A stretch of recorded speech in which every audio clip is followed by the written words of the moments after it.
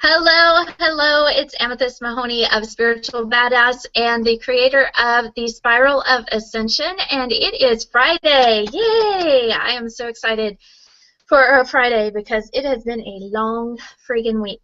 I'm in Memphis, Tennessee this week. So for those of you who don't know, I was actually born and raised, to use the term loosely, down here in the South, and I'm back, and it's been interesting. If you want to hear more about that, there was a little bit of my newsletter this week, and I'll be talking more about it in upcoming newsletters. So definitely look forward to that, especially for those of you who have some, untangling that you'd like to do with your childhood or family of origin. So that's all we'll say about that right now. I just got back from lunch with someone in the group named Anne. We went to Corky's. It's a little messy, but Corky's Barbecue. Today's inspirational show is brought to you by Corky's Barbecue, and they did not pay me to say that. It is awesome. I love barbecue, and I have not had good barbecue since I left Tennessee. I mean, really. So I had a great time. Thank you so much, Anne, for meeting me at lunch today. The cool thing that I love about the Spiritual Badass community is that so many of us are actually meeting in real life, which is amazing, especially when you come somewhere like, I don't know, say the Bible Belt, or places that you think maybe there aren't actually people who believe the things that you do. That's why it's so cool to be in our community, because you can actually find that there are people like that. So I really enjoyed being able to come back to Memphis and knowing that I was going to be able to see someone who's in our group and who is actually on a spiritual journey. And we had some really great conversations over our barbecue about, Jesus, barbecue, and spirituality. So that was kind of the theme of the day. The reason I wanted to bring that up is because today I'm talking to Tanja Gardner of Conscious Introvert Awesomeness. Hi, Tanja. Hello.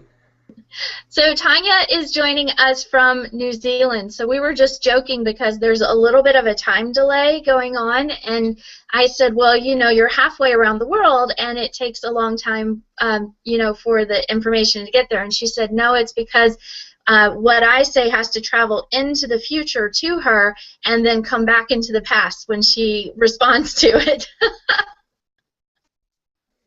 Because, yeah, it's Saturday morning here. Yeah, so it's all the way in Saturday over there. I'm like, why aren't you watching, G.I. Joe or something, My Little Pony cartoons? That's what I would be doing. But but I wanted to bring the whole idea that I went to see one of our members at lunch, because it gets into a good point for me. A lot of people have heard the saying that, if you think you're depressed, be sure first that you are not, in fact, surrounded by assholes. And I kind of think the same thing about being introverted. If you are having trouble with your energy, or if you're feeling really drained and tired all the time, maybe it's because you're surrounded by people who are actually draining you. So we're going to look a little bit. Tanja can give us some hints on that. If you are watching on the live show, if you have any questions or comments, be sure to write them below. There's a comment box below. And you can also click the link at any time and go pick up Tanja's guide on how to manage your energy levels, to keep an eye on your energy levels. She has a really good free guide on that. So, Tanja, thank you so much for joining me today. I'm going to let you talk, I promise. So normally I'm the one that talks here on one. So the air came on, so now I'm like, I'm in my aunt's house down here, and so I'm trying to manage things. Like, I've never done a show from here before. I don't know how this is going to work. The dogs will probably start barking and stuff. So just excuse that on the outset. So Tanja, tell us a little bit about introversion and what that means, and if you want to go ahead into a little bit about how it affect your energy, we can do that, or we'll just do that later too, because I think that that's kind of going to be the crux of what I really want to talk about today. All right. Well, it might help to start by saying what introversion isn't, because there's a lot of myths out there. A lot of people, when they say introverted, what they mean is shy, and sometimes what they mean is antisocial. And I'm allowed to use four-letter words on your show, aren't I? That's bullshit. There are. We actually came up right before the show. We actually came up with a new hashtag in my inner circle. It's called gives. Wait. Oh, it's like I want to go find it now. It's like gives 0 fuck or something like that. Yes. Yes. Okay. So basically, shyness is about being. It's a lack of confidence. Sometimes it's situation specific, but it's about being worried what people think of you and being worried about not being accepted or approved of. Being antisocial is, well, it's actually a psychological condition, but when people mean it, what they mean really is asocial, and it basically means you don't like being around people. Please excuse me, my cat is trying to scratch the door down. I am just going to go and shut her out completely. So we'll just take this moment to talk about. I had started, but no, apparently she's learning how to do the opposable thumbs thing. Okay. So people are confused about what introversion means. So that you said that sometimes they'll say antisocial, but they mean asocial. Yeah, introversion is not about not liking people. It is not about being shy or lacking confidence. It is about how your energy levels respond to interacting with other people. So basically, I'm really deeply introverted, and what that means is that when I spend a lot of time around people, I get freaking exhausted. It doesn't mean I don't like being with them. In fact, I really love being with good friends and with my family. But I need to take a lot of alone time to kind of, if you think of it in terms of a battery, being around people drains me, and I need to plug myself into the wall and recharge with alone time. Yeah, that's a good point. And do you find that there are, I don't know why I'm stuck on this today, but do you find that there are some people that you find more draining than other people? Like I'm at my aunt's house this week, and I love my aunt to death, but I get really tired just because there's multiple people around all day, every day, and I'm used to being in my house all by myself. There's dogs all day, every day, which I'm kind of used to, but they're different dogs and they have different needs and things like that. And so I'm just kind of like, I called my husband and I said, you're allowed 50 words on Saturday night. That's all you get. Like, I can't handle it anymore. Yeah. I think the more that someone wants to interact with you, the more of your attention and processing it requires to interact with them, the more energy drain you're going to experience. Also, although most introverts do enjoy being with other people, if you're with someone you're not enjoying being with, if you're with someone you feel you have to put on a false front to be around, that's going to drain you even faster as well. If you're in a situation where you have to fake being extroverted, that can just wipe you out. Doesn't mean you can't do it. Some people have got really good at acting extroverted, but they will usually find there's an energy cost to it. Mm-hmm. And I'm one of those. And it's really interesting because I love being on stage. I love an audience. I love, if you put me on a stage in front of 200 or 300 people and I can speak, I'm just in heaven. But then, as soon as it's done, I need 2 or 3 days to recover. But I love it. Yeah.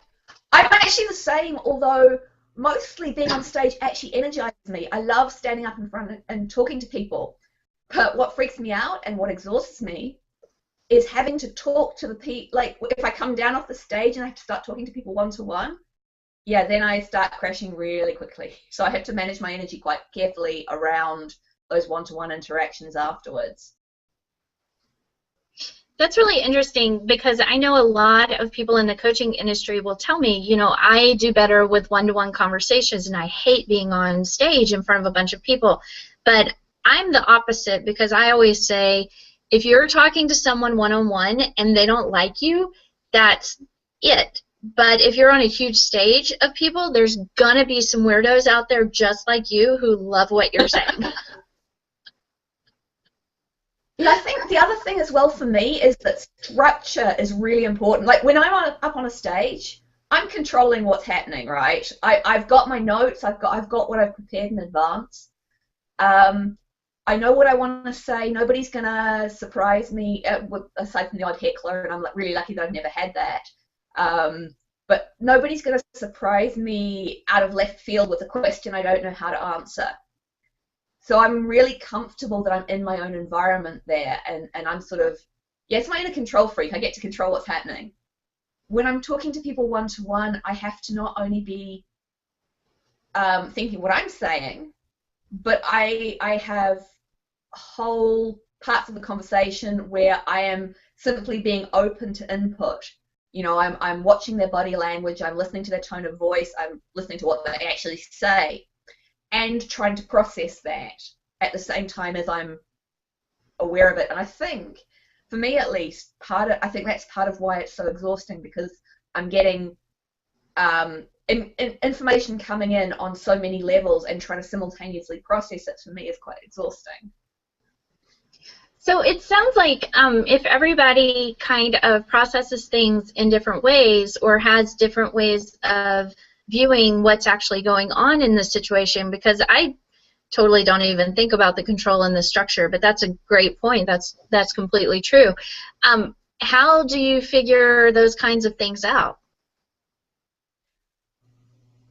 I think because everyone is different. It's one of the things that my clients and are so used to hearing me say now is there's no one right way.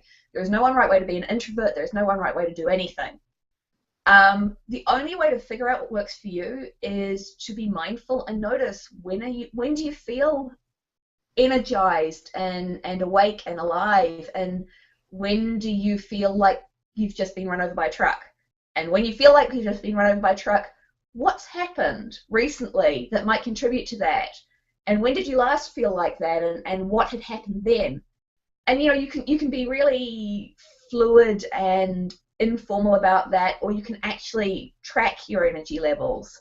There's an exercise in my free guide which takes you through how to do energy journaling and how to keep an energy log. And it's amazing. People think that they know. They start off knowing, you know, oh, it's really intuitive. This thing drains me and this thing energizes me. But it's amazing how much our expectations can play into that. And I have had so many people do that exercise and say, oh my God, I have been doing this thing and I thought it energized me. But you know, when I track my energy levels, I realize it's actually just numbing me out. Or somebody else came to me and said, I've been doing this thing and I thought it was fine because, you know, I've been doing it all my life and it's just not a big deal. But I noticed that every time I do it, my energy drops. I could probably do less of it then. So yeah, it can be really, really educational. Yeah, and I think that, you know, when I got your guide is when I really allowed myself to let go of the whole idea that I have to meditate. Like, it drives me up the wall. I've been trying to meditate for something like 25 years or something, and I've tried all different kinds of ways, and I can do, like, guided visualizations and some subconscious kinds of hypnotherapy things, but I don't consider those things really meditation the way most people do. So the way that people are always like, oh my God, you have to sit and meditate and da-da-da-da-da, and I'm just like, oh, I hate you. Yeah, and so I was tracking that with your guide, and I was like, God, it stresses me out so much, like this whole idea of meditating, even if it's one of the other ways of doing it. And so what I found was that, you know, when I went back and kind of looked at my life, like really deep prayer is what really energizes me and really makes me feel connected and makes me go, yay! And it was funny. Very soon after I figured that out, with the help of your free guide that people can pick up if they click the link below, or you can go to, what is it, consciousintrovert.com or conscious introvert? Consciousintrovert.success.com. consciousintrovert.success.com.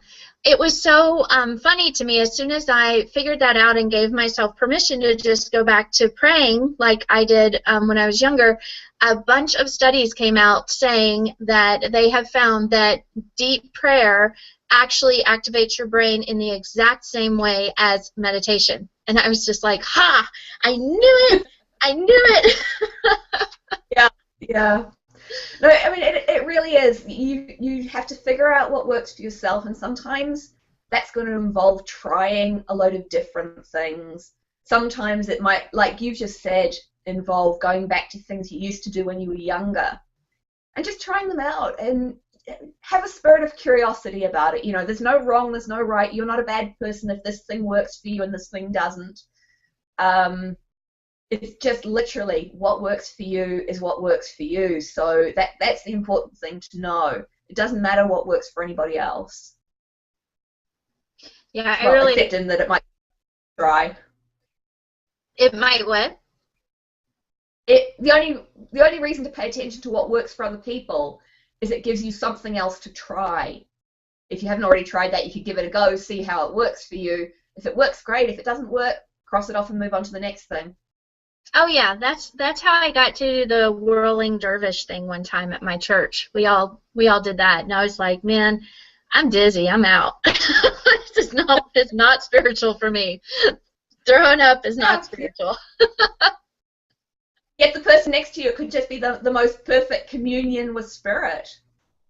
Yeah, we had a couple of people that were really, really great. They loved it, and they're still doing it. It's interesting. I can remember there was a goddess conference I went to in Glastonbury when I was living over in the UK, and there was a workshop I went to. The practitioner was using the movements from the Tarantella to kind of communicate with spirit, and I can remember doing these whirling, really frantic movements that she was teaching us. And I really did disappear somewhere, and I don't know where it was, but they didn't guide us back, and I freaked out because I felt like I couldn't get back. And yeah, somebody actually, one of the, I don't even know who it was now, but sort of figured out there was something wrong, and she sat down beside me and literally talked me back from wherever I'd gone. But that was a freaky experience. Oh my God! Yeah, I don't do a lot of whirling now after that. So when you do those things, do you feel like you were participating in that group as a way of trying to be more extroverted, or because I know that you said on your website you've had some when you figured out you were introverted and what that really meant, it really changed your life. So can you kind of tell us, like, what did you used to do, and how did, when you figured this out, how did that change things for you? Right. Yeah, okay, at that point in time, I never heard the term extroverted and introverted, so I think I was just trying something out at that point. But in terms of trying to be extroverted, one thing that comes to mind is when I was an employee, I worked for a tech company, and I was involved in organising their conference. Now, I don't mind organising things. I actually like being the one who's kind of being the dog's body helper, because then somebody else is responsible for doing all the thinking, and I just get to, help them. That's awesome. Yeah, that didn't happen that time. I had to sort of be in charge of most of the organisation, and the thing that I really hated with a passion was that I had to network, and I had to go out, and I had to be on the floor chatting to all the clients of the company and asking questions that honestly I did not give a shit about, and I didn't care, and I had to fake being interested. And there was one particular person that I spoke to. At that point, people sort of thought I was shy, even though I was really talkative, and I had no problems, chatting to people I knew. I really didn't do the networking thing well, and the marketing manager there had kind of taken me under her wing as a pet project, I think. And she was trying to coach me on how to network. And she kind of threw me in the deep end with this one woman. And I was asking her all the questions that I'd practiced asking, and she was giving me these one-word answers. And it was just like, I felt like literally like I was banging my head against a brick wall. There shouldn't have been questions that you could give one-word answers to, but she managed.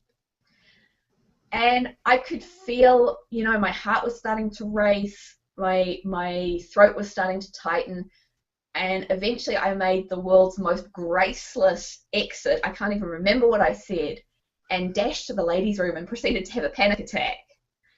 Oh, and when I, up until I discovered Jen August, that was my model for networking. Great.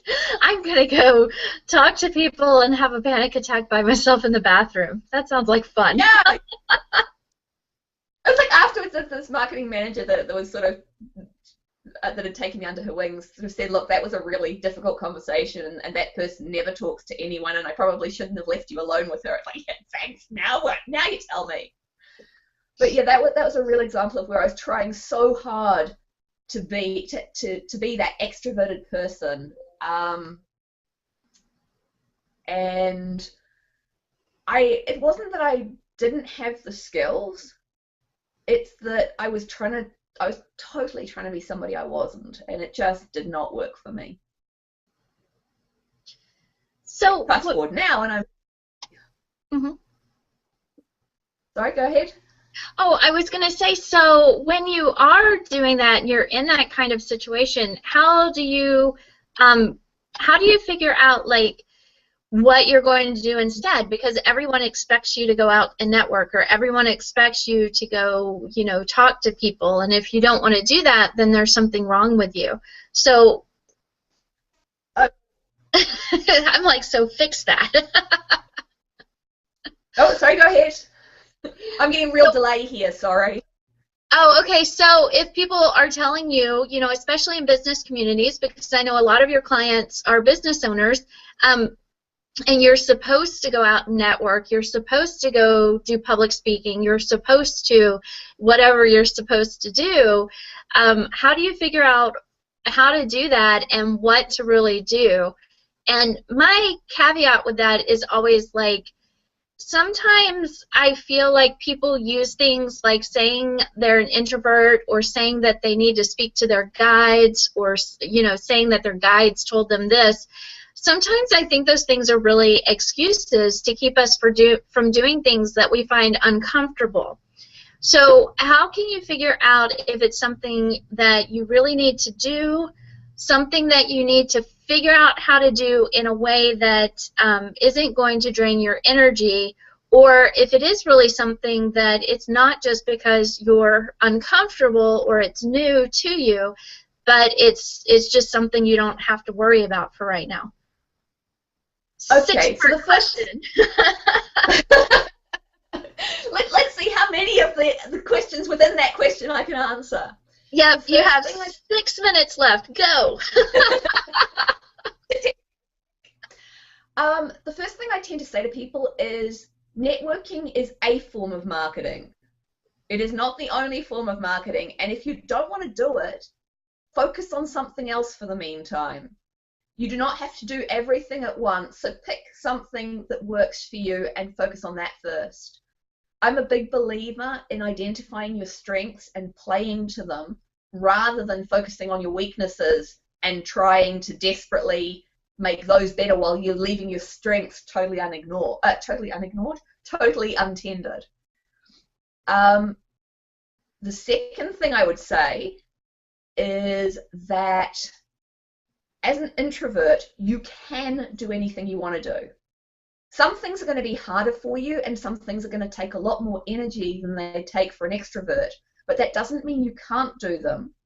It means you have to make the decision on whether or not you want to spend the energy on it, because it's totally valid to say, networking exhausts me. I get just as much benefit out of blogging, guest posting, writing a newsletter, email marketing.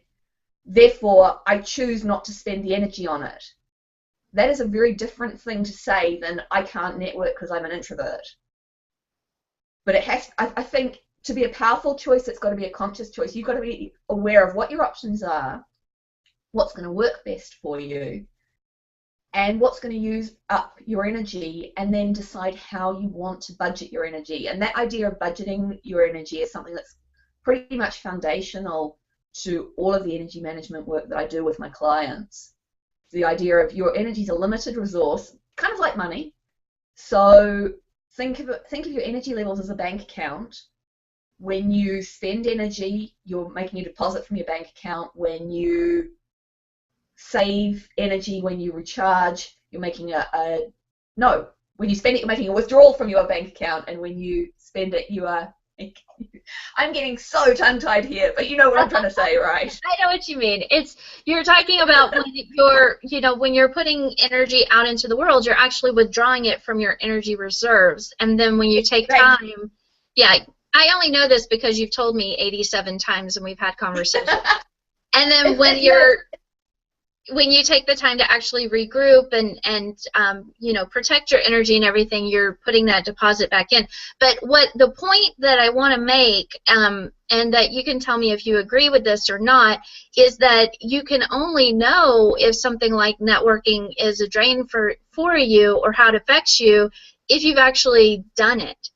And I think that this is where a lot of people spend, maybe this is the answer to my question, is that people spend a lot of time kind of, I don't want to say always making excuses, but finding ways to hide out, and then, kind of saying it's something else when they haven't even tried that thing or not. So they'll say, well, I can't network, or I can't market this way because it's not authentic, or I can't do this because I'm an introvert.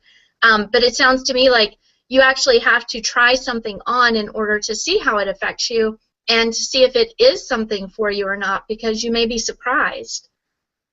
Yeah, I mean, I think it is totally valid to say, look, this particular networking event is going to be, I've heard from people who've been there, and it's going to be noisy and crowded, and not only am I an introvert, I'm also highly sensitive, which is something we haven't talked about, the HSP, which is where you're really sensitive to sensory stimuli.